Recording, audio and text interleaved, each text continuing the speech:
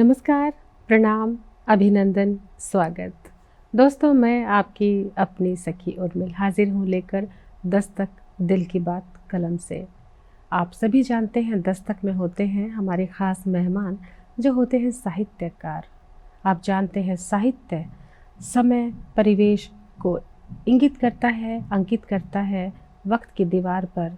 बताते हैं वो दस्तावेज कि जिन भी हमारे वरिष्ठ साहित्यकार थे उन्होंने अपने दौर को किस तरह से हमेशा के लिए इतिहास में स्थापित कर दिया।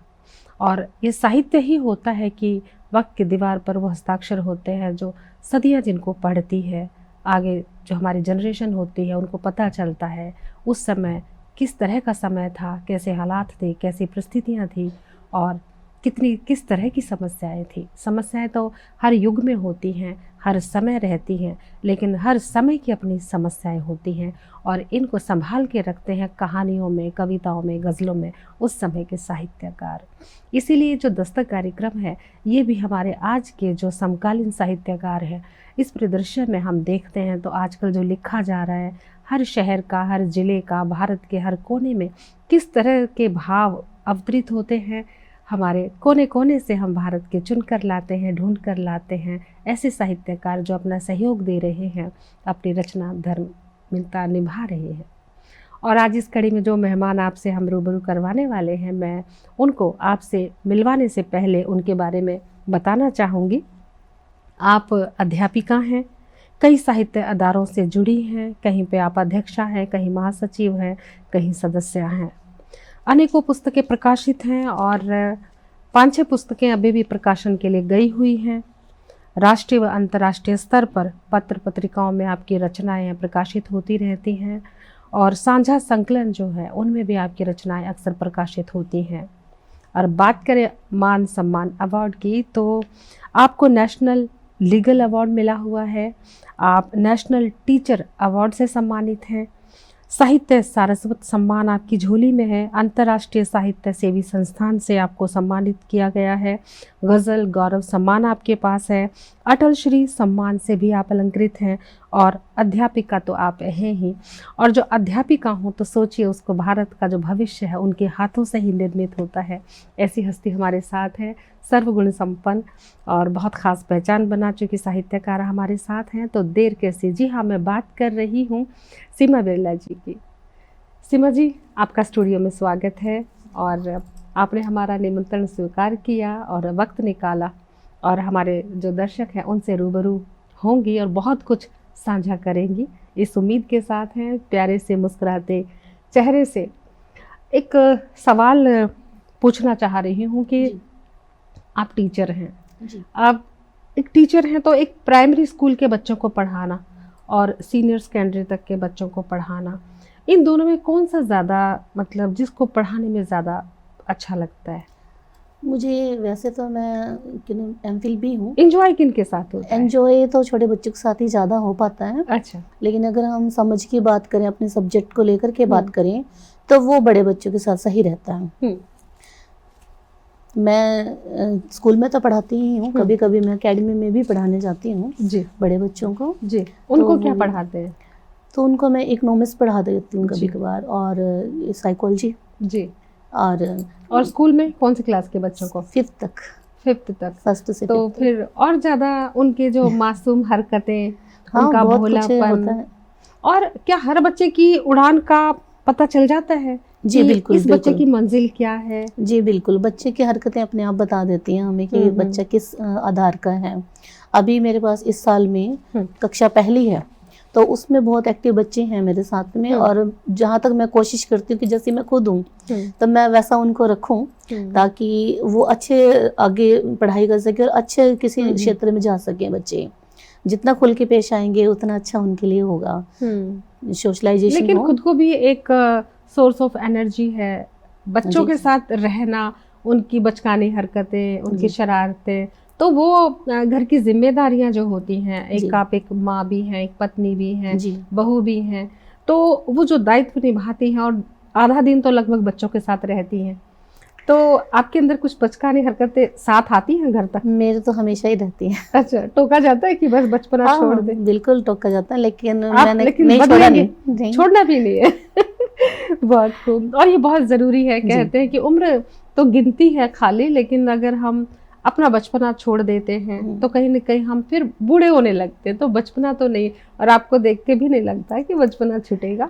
लेकिन आपका जो साहित्य है, जितना आपका व्यक्तित्व जितना खूबसूरत है, मुस्कुराता हुआ है, अल्लड़पन है, आपकी रचनाएं उतनी ही संजीदा है। ये बहुत ख़ास बात है कि व्यक्तित्व अलग जगह है और कृतित्व अलग जगह है। ये आपने बहुत इन दोनों में विभिन्नता को बना के रखा हुआ है। बधाई आपको, बहुत अच्छी साहित्यकार हैं आप। और विधाओं की जहाँ तक है, आप तमाम विधाओं में कहते हैं, गज़ल, गीत, दोहा, छंद, संस्मरण, है ना, लेख भी लिखती हैं, लघु कथाएं कहती हैं। तो इतनी सारी विधाएं, तो इनमें सबसे आपकी पसंदीदा विधा कौन सी है? पहले तो मैं ये पूछना पसंदीदा, अभी मैं वैसे इस पे कुछ कह नहीं पाऊंगी, क्योंकि सभी ही माँ को जिस तरह से अपने सभी बच्चे प्यारे होते हैं, तो मुझे भी वो सारी रचनाएं अच्छी लगती हैं, चाहे वो गजल का क्षेत्र है, लेकिन उन सारे बच्चों में भी एक खास होता है, एक बच्चा ऐसा होता है कि वो पल्ला पकड़ के रखता है, वो छोड़ता नहीं है। मेरा मानना है बतौर साहित्यकार, मैं समझती हूँ कि विधाएं कितनी भी हो, लेकिन एक दो चंचल बच्चे होते हैं, वो हर वक्त दामन पकड़ के रखते हैं। कुछ होते अपने काम पे लग जाते हैं, तो जो दामन को पकड़ के रखती है वो विधा ज्यादा कौन सी है? मैं गद्य में लिखना ज्यादा पसंद करती हूँ, और स्टोरीज टेलिंग मुझे पसंद है, तो मैं वो ज्यादा अच्छे से महसूस भी कर पाती हूँ उसको। क्या महसूस करती हैं? मतलब कोई बात, कोई घटना आसपास के परिवेश की होती है, तो एक मेरे संस्मरण है जो मेरी किताब आई है, बंद मुट्ठी समय की रेख से परे। बंद मुट्ठी समय की रेख से परे जी। तो उसमें मैंने एक अतिक्रमण बुक है वो? जी हाँ। नहीं, इंटरनेट नहीं है, वो पब्लिश बुक है जी। और उसमें जो है कुछ इस तरह की बातें की गई हैं संस्मरण के माध्यम से। एक अतिक्रमण है उसमें।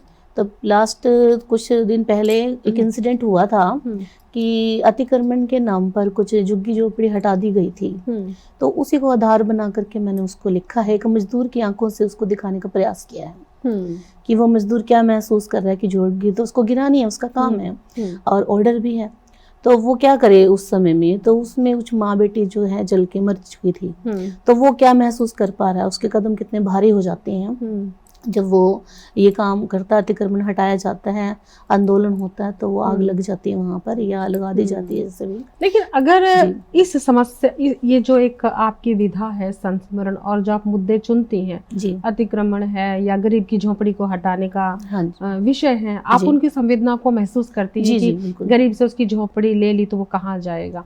आप एक साहित्यकार के, एक संवेदनशील, एक इंसानियत के नाते आपका ख्याल है, लेकिन कभी इसका दूसरा पक्ष भी हो सकता है कि भाई वो किसी गैर सरकारी जो है किसी की व्यक्तिगत जमीन पे कहीं बना रहे हैं, या कोई सरकारी जमीन पर वो अपने आप ही रातों रात झोपड़ी डल जाती है, तो वो एक अलग स्थिति है। लेकिन वो एक इंसिडेंट, एक ताज़ा खबर जिसको हम कहते हैं। नहीं, जो हमने क्या पढ़ा जी, जो झुग्गियां 20-30 साल पहले से डली हैं, उनका निर्माण, उनका विकास, उनका जो विस्थापन, वो तो सरकार की जिम्मेदारी है जी। लेकिन जो रातों रात झोपड़ी बन जाती है, उसका तो निवारण किसी के पास नहीं है, वो तो तोड़नी पड़ेगी, बिल्कुल, है ना। तो इसमें भी साहित्यकार को दोनों पक्ष का ध्यान रखना होता है। बिल्कुल, सारा कुछ देख के ही हम लोग लिखते हैं, और जो महसूस करते सिर्फ यही नहीं, महसूस तो हम बहुत सारी चीजें करते हैं, हमारा काम ही है सेंसस के माध्यम से सारी चीजों को महसूस करना।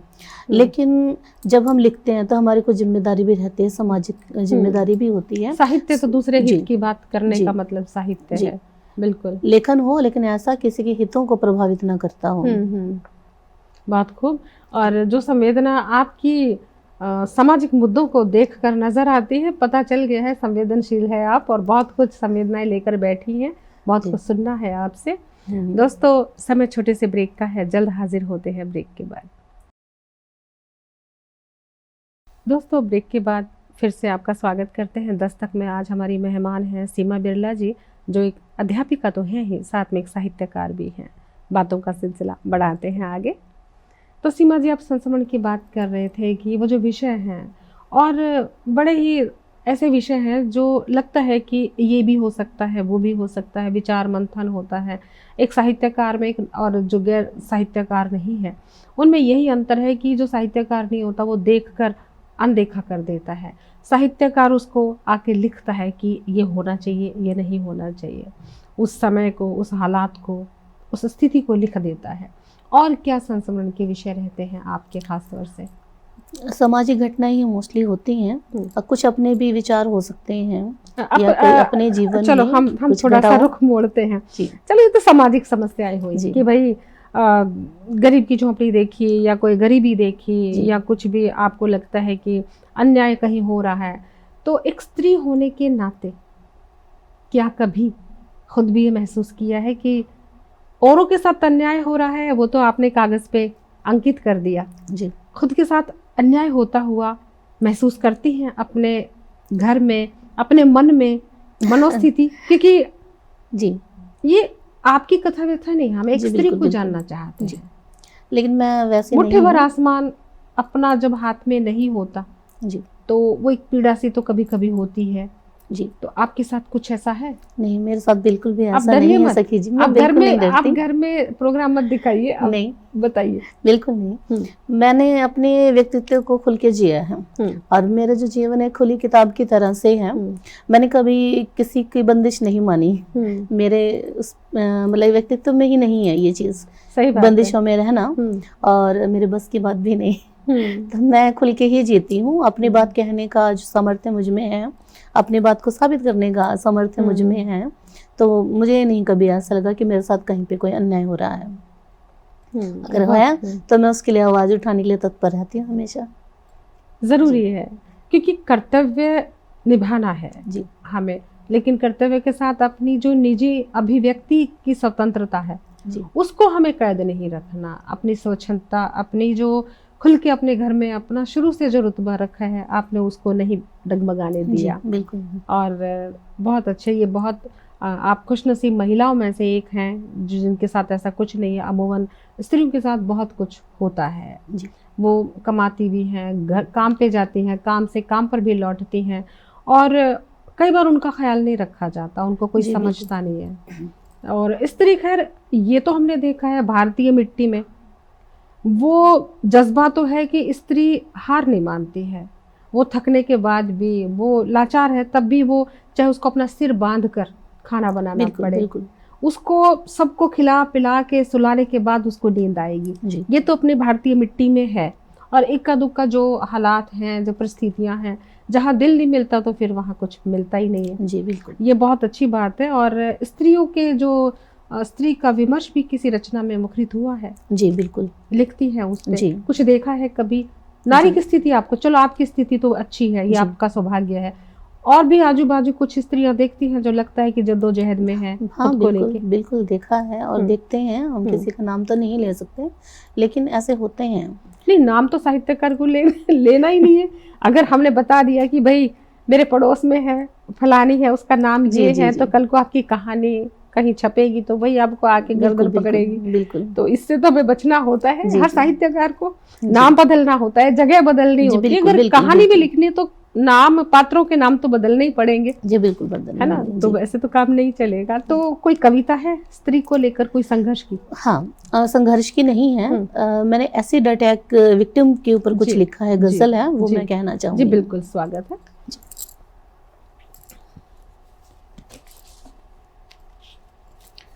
एसिड अटैक जो है एक ऐसी विभत्स घटना है जिसका कोई भी जवाब दिया नहीं जा सकता।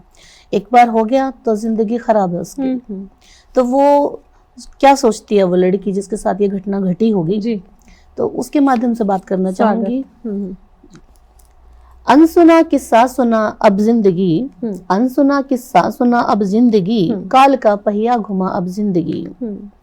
बस जरा सा दूर कोई था खड़ा, बस जरा सा दूर कोई था खड़ा, क्या पता था खात्मा अब जिंदगी।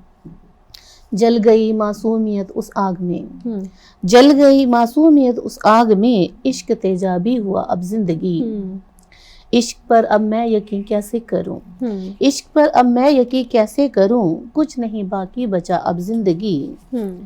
और वक्त ले आया हमें किस मोड़ पर, वक्त ले आया हमें किस मोड़ पर, शर्म से माथा झुका अब जिंदगी, रोज आंसू मोम के जलते दिए, रोज आंसू मोम के जलते दिए, जख्म कोई फिर नया अब जिंदगी, कौन है जो भर सके इस घाव को, दे मुझे उसका पता अब जिंदगी, क्या मिला हमको कि हम तो मिट चुके, क्या मिला उसको कि हम तो मिट चुके, शेर महफिल में सुना अब जिंदगी, एक सीमा क्या कहे किससे कहे, एक सीमा क्या कहे किससे कहे, लिख मुकम्मल फलसफा अब जिंदगी।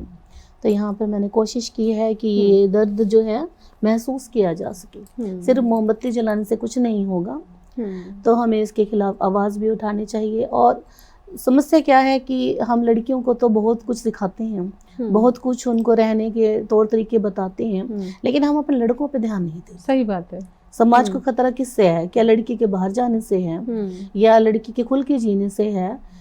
हमारी संतानें हैं दोनों, लड़का भी लड़की भी, कि क्यों ना दोनों को बराबर से संस्कार दिए जाए। तो होना तो ये चाहिए जी। लेकिन हम उनकी शिक्षा में भी हम अंतर करते हैं कि उनको क्या समझाते हैं, पर नहीं, अब तो चीज़ें बदल रही हैं। माँ बाप को पता है कि बच्चों ने कमाने खाने के लिए या तो पीजी में रहना है या कहीं फ्लैट पे रहना है, अकेले रहना। उनको खाना पीना भी सिखाते हैं, बनाना। बच्चे ऑर्डर भी करते हैं, पर बच्चे सीख भी रहे हैं।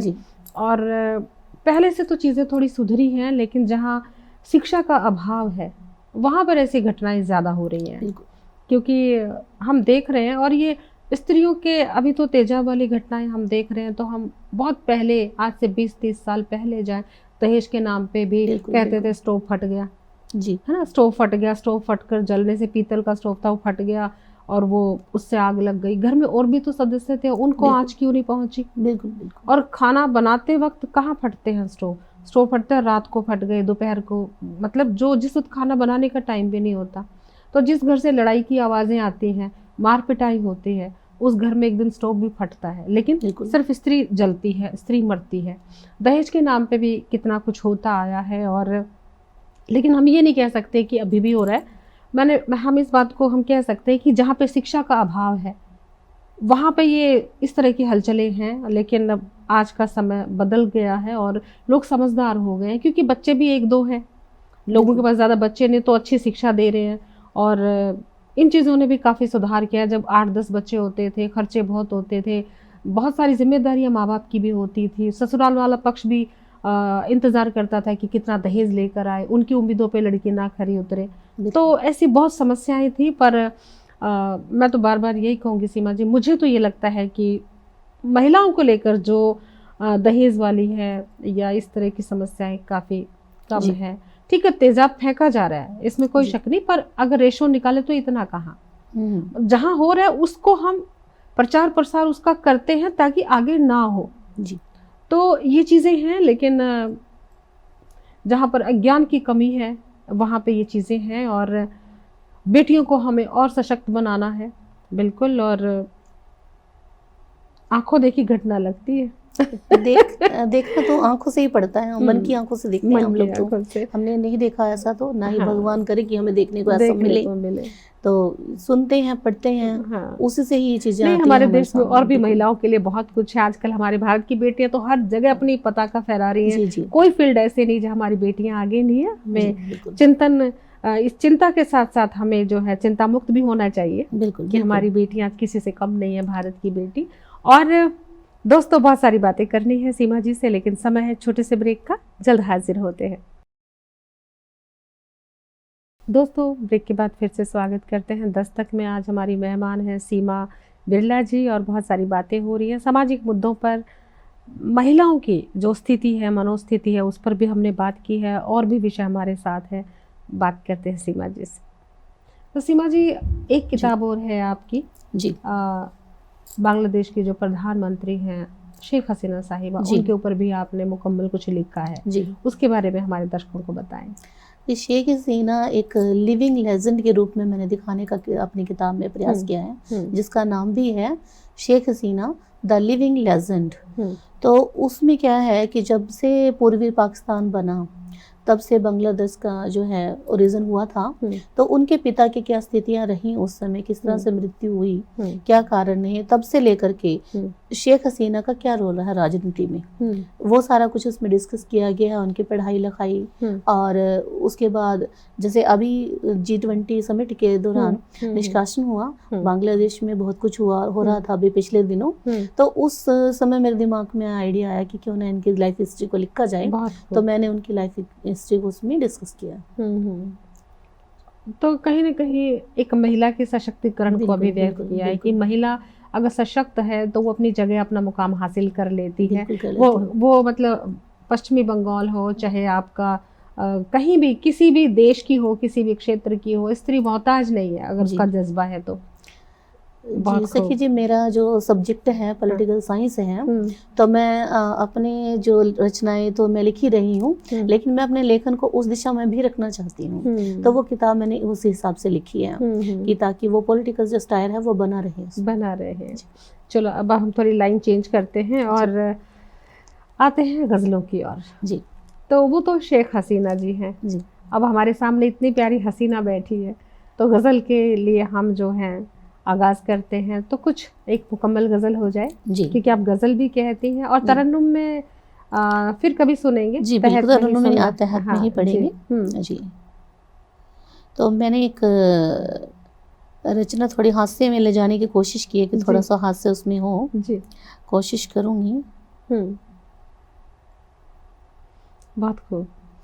क्यों जी को जंजाल बना के रखा है, क्यों जी को जंजाल बना कर रखा है, कैसा तुमने हाल बना कर रखा है। क्यों जी को जंजाल बना कर रखा है, कैसा तुमने हाल बना कर रखा है। आना जाना रोज नए बेढंगे खर्चे। अच्छा। आना जाना रोज नए बेढंगे खर्चे, बेटा घर टकसाल बना कर रखा है। जब जितना चाहोगे अक्सर पालोगे, जब जितना चाहोगे अक्सर पालोगे, तूने तो ससुराल बना कर रखा है। कुछ दिन पहले सब कुछ अच्छा अच्छा था, कुछ दिन पहले सब कुछ अच्छा अच्छा था, धोती आज रुमाल बना कर रखा है। ये माँ बाप की व्यथा है, खासकर पिता की व्यथा है जो बेटे को देखता है इस तरह से। रिश्तों की खर्चे भी हो रहे हैं और जो है उनके हालात जो है उनका हालात बयान करना चाह रही थी। लेकिन एक चल आप मुकम्मल गजल कीजिए। कुछ दिन पहले सब कुछ अच्छा अच्छा था, धोती आज रुमाल बना कर रखा है, और रिश्तों की तुमने ही खिचड़ी कर डाली। रिश्तों की तुमने ही खिचड़ी कर डाली, हमने तो हर हाल बना कर रखा है। और कटवा ले ये बालों के बागीचे को, कटवा ले ये बालों के बागीचे को, दाढ़ी मूछें जाल बना कर रखा है, कैसा तुमने हाल बना कर रखा है। तेरे मन की तू जाने तुझ पर सीमा, छोड़ देते हैं।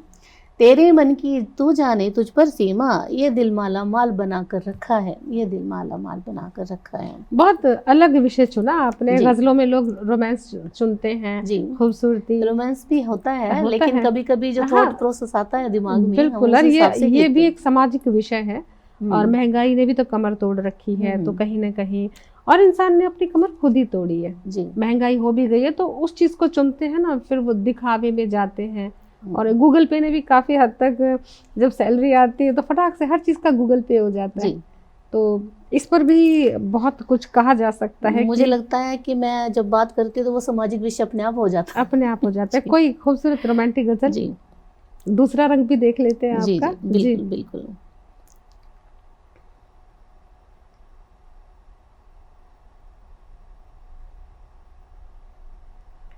कविताएं भी कहती हैं, लघु कथा भी कहती हैं और दोहे भी। तो ये लिखना कब सीखा था आपने? गज़ल का मतलब आपके अंदर ये दीवानगी कब आई, कब गज़ल को समझा? क्योंकि गज़ल को समझना पड़ता है। गज़ल को मैंने हाल ही में समझा, कविता को तो नहीं समझना पड़ता। कविता को नहीं समझना पड़ता, गज़लों को समझना पड़ता है। उसका फॉर्मेट है, उसकी रूपरेखा है अपनी, हाँ एक बहर है जी। बिल्कुल बिल्कुल। तो हम लोग जब लिखते हैं या पढ़ते हैं कहीं पे कुछ, तो वो दिमाग में जाती है बातें, और आनी भी चाहिए, आनी भी चाहिए। जब तक वो दिमाग में नहीं आएंगे आप नहीं लिख पाओगे किसी चीज से, सोच से स्क्रीन पे आ गए जुड़ नहीं पाओगे। जो आप सुनाना चाहते हैं जी।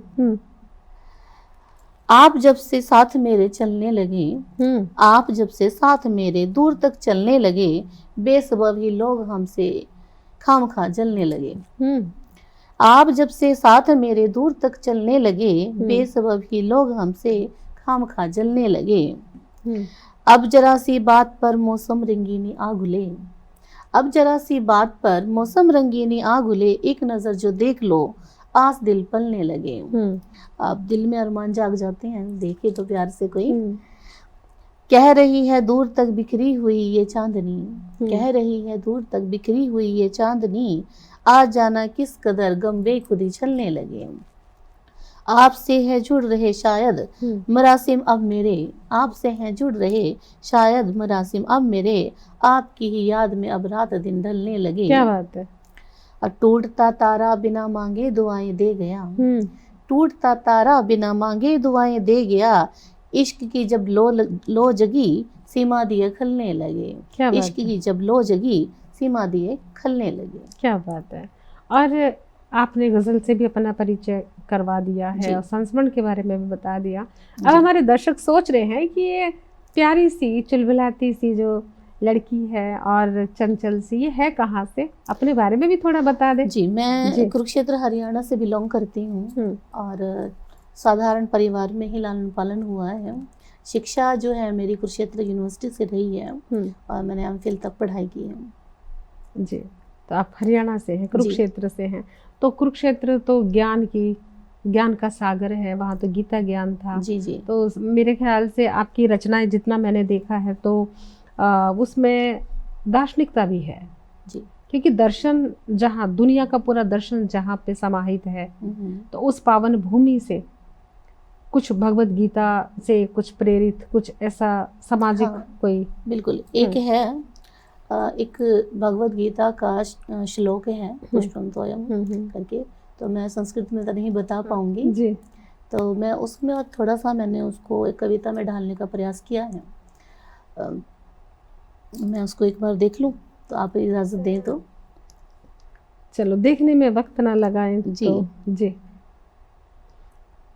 और मैं कोशिश करूंगी ऐसे सुनाने की। जी। जब मोह ने तुमको हो घेरा, कर लेना प्रिय स्मरण मेरा, जब दुनिया तुमसे मुंह मोड़े, अपने ही रिश्ते नाते तोड़े, तब नाम कृष्ण अपना लेना, तब नाम कृष्ण अपना लेना, मन के 2 पुष्प चढ़ा देना, स्वीकार मुझे फूल पत्र सभी, बस मन से सखा बुला लेना। क्या बात है। किंचित भी अभिमान न हो, किंचित भी अभिमान न हो, संशय प्रतिकार न हो, बिना प्रयत्न तर जाओगे, राधे नाम की डुबकी लगा लेना, कृष्ण में सर्वस्व पा लेना, राधे नाम की डुबकी लगा लेना। क्या बात है। और कहते हैं कि भगवान तो खुश हो जाते हैं, अगर राधे राधे कह दो तो सारा ब्रह्मांड खुश हो जाता है, दिव्य शक्तियाँ सारी। और ये जो राधे है ना, इस पर भी मैं आपको इस पे हम एक बहुत सटीक चर्चा करेंगे, लेकिन समय है छोटे से ब्रेक का। दोस्तों जल्द हाजिर होते हैं ब्रेक के बाद। दोस्तों ब्रेक के बाद फिर से स्वागत करते हैं दस्तक में। आज हमारी मेहमान है सीमा बिरला जी। बहुत गंभीर दर्शन पर बात हो रही है, बातों का सिलसिला आगे बढ़ाते हैं। तो सीमा जी, जैसे कि आपने कहा कि राधा नाम लो, राधा नाम। जी। राधा, दरअसल आप कुरुक्षेत्र से हैं, आप तो और ज़्यादा जो है भगवत गीता, यहाँ का परिवेश ऐसा है कि वहाँ पे कहीं ना कहीं कथावाचक और कुछ न कुछ हर दिन एक इस तरह का माहौल है भक्ति में, अपने सनातन संस्कृति को प्रचार प्रसार और उसको संभाले संजोने वाले गुरुकुल हैं, संस्थान हैं जिन्होंने संजो के रखा है संस्कृति को, और ये बहुत बड़ी बात है, बहुत अच्छी बात है। और लेकिन ये एक भ्रम है लोगों को राधा का। राधा को लोग उस राधा से कंपेयर करते हैं जो मंदिर में कृष्ण के साथ राधा है। जी बिल्कुल। दरअसल राधा वो राधा नहीं है। भगवान कृष्ण को कहते हैं कि 16,000 रानियां हैं, 16,000 इनकी गोपियां हैं। दरअसल गोपी जो है मंत्र है, श्लोक है, यानी भगवान कृष्ण जो है 16,000 मंत्रों को जानने समझने वाले कलाओं से महापुरुष थे, भगवान थे, अवतार थे। तो 16 तो कलाएं थी, लेकिन 16,000 श्लोक हैं जिनका स्मरण उनको याद था, 16,000। लेकिन लोगों ने, कथावाचकों ने और ये जो कथावाचक है, रास रंग से जो कथावाचक बनते हैं, लोगों को भीड़ इकट्ठी करके अपना परचम लहराया। उन्होंने इस बात को इस तरह से लोगों तक प्रचारित प्रसारित किया कि उन राधा को, जो गोपी जितनी भी चौपाइयाँ हैं उनमें से एक चौपाई का नाम राधा भी है, और वो जो राधा है वो एक चौपाई है और बहुत खूबसूरत चौपाई है। अगर कोई जिसको राधा का स्मरण हो जाए तो कहते हैं जीवन तर जाता है, लेकिन लोगों ने राधा रानी से संबंधित कर दिया, जबकि राधा एक चौपाई है। तो भगवान कृष्ण जो है ये कहना चाहते हैं कि जिन्होंने गोपियों को समझ लिया, राधा को समझ लिया, उसका जीवन तर गया। बिल्कुल। तो ये बड़ा गंभीर दर्शन है कि वो गोपियों को वो एक शारीरिक गोपियों से संबंधित करके बिल्कुल। बहुत कथावाचकों ने भी काफी बेड़ा गर्क किया है अपनी सनातन संस्कृति का, क्योंकि उन्होंने सही ढंग से जो परंपरागत चीजें थी, हमारे जो ऋग्वेद है, यजुर्वेद है, सामवेद है, जिनमें वो परंपरागत थी, उनमें से कंटेंट निकाल के अपनी मर्जी से उसमें कंटेंट जोड़ के उसमें से अपनी कहानी बना के एक रास रंग प्रस्तुत करने के लिए लोगों के सामने पेश किया। लेकिन जो आपकी राधा है, ये वो राधा है जो कुरुक्षेत्र में समझाई जाती है, पढ़ाई जाती है श्लोक के माध्यम से, और भगवान कृष्ण तो फिर समझ में आ ही जाएंगे, जीवन में समाज में आए हैं। तो राधा जी का ये वर्णन बहुत जरूरी था इन बातों में, बहुत खूबसूरत। और अच्छा ये बताइए कि आप कुरुक्षेत्र से हैं, तो वहां पर हरियाणा में कुरुक्षेत्र, करनाल, साहित्य की दशा और दिशा कैसी है, कैसा लिखा जा रहा है, और महिलाओं का जो लेखन है वो कितना विकसित है? बहुत प्रसार हो रहा है, बहुत प्रचार हो रहा है, पहले से ही है। मैं तो लगभग अभी 3 साल से जुड़ी हूँ, लेकिन मुझसे पहले बहुत लोग लिख रहे हैं, पढ़ रहे हैं, अच्छा पढ़ते हैं, अच्छा लिखते हैं। मैं तो कुछ भी नहीं हूँ उनके सामने। तो मैं तो यही कहूँगी, क्योंकि मैंने तो अभी इसमें पैर ही रखा है साहित्य के क्षेत्र में, लेकिन वो गुणीजन है। एक पैर मजबूती से रख लिया, अब दूसरा पैर रख जी। वो तो साहित्य जो है अपना हाथ पकड़ के वैसे ही वहां तक रखवा देगा। अभी तो मेहनत करने का समय है, अभी तो कोई मंजिल नहीं है। ये तो आपकी मंजिल रही ना। मैं वहाँ पे महिला रचनाकार की स्थिति पूछ रही हूँ। महिला रचनाकार अच्छी हैं, अच्छा लिख रहे हैं, जिनसे कुछ सीखने को मिला, क्योंकि मैंने भी वहाँ के जो हमारे हरियाणा से करनाल, कुरुक्षेत्र, पानीपत, इस बेल्ट के जो हमारे साहित्यकार हैं उनके इंटरव्यू करती हूँ। मैंने ये देखा है कि उनके साहित्य में बहुत गूढ़ साहित्य है, संस्कृति, संस्कार, कल्चर को समाहित करके बिल्कुल आगे। मैडम शकुंतला शर्मा जी हैं, डॉक्टर शकुंतला, तो उनकी रचनाएं मुझे बेहद पसंद है, बहुत अच्छा लिखती हैं।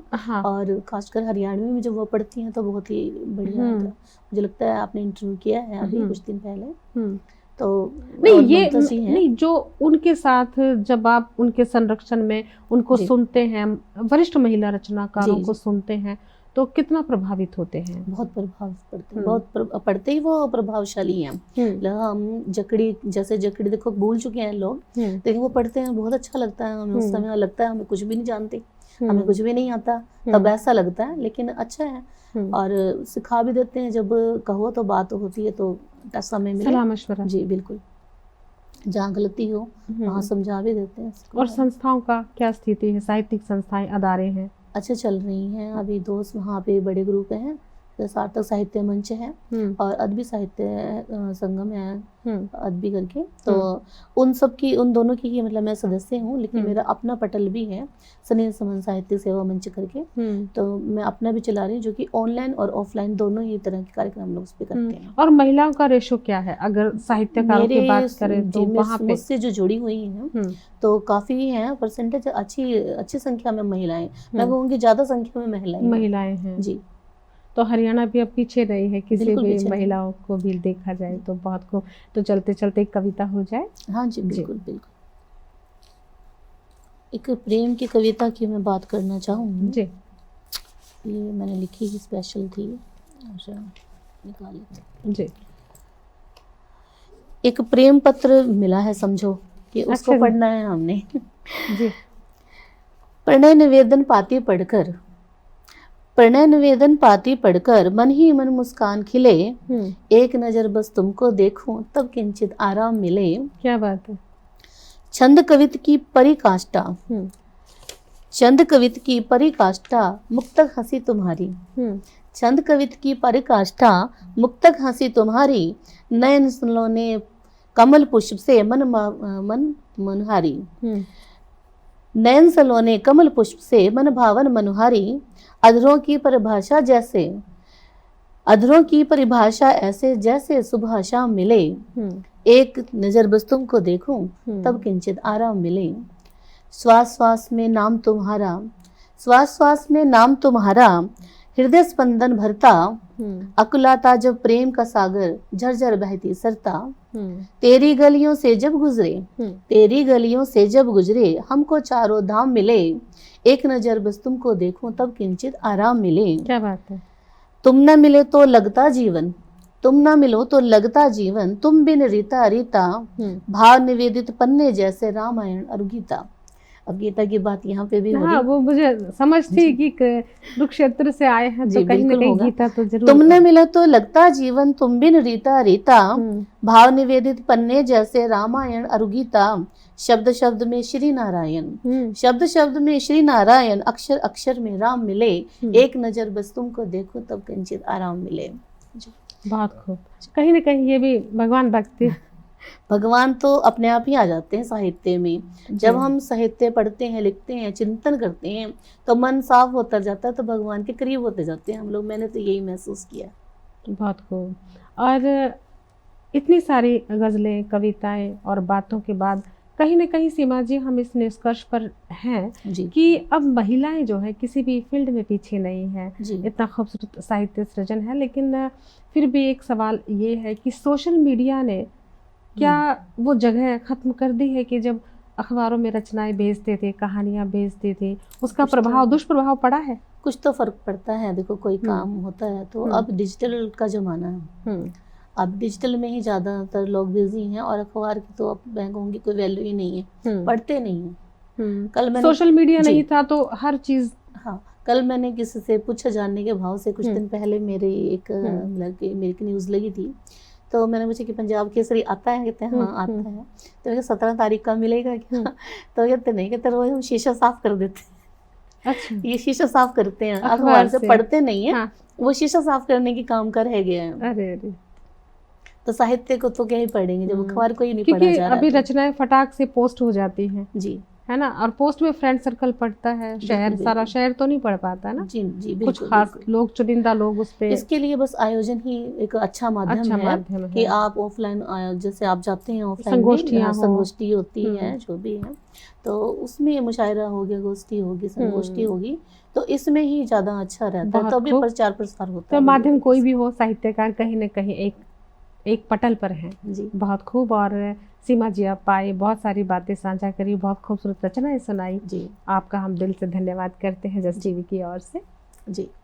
और दोस्तों, ये मुकम्मल मुलाकात यहीं पे विराम लेते हैं और बहुत जल्द लौटेंगे एक और ख़ास मुलाकात लेकर। और आप किसी भी इन्फो के लिए इन्फो करें info@justbroadcasting.com पर।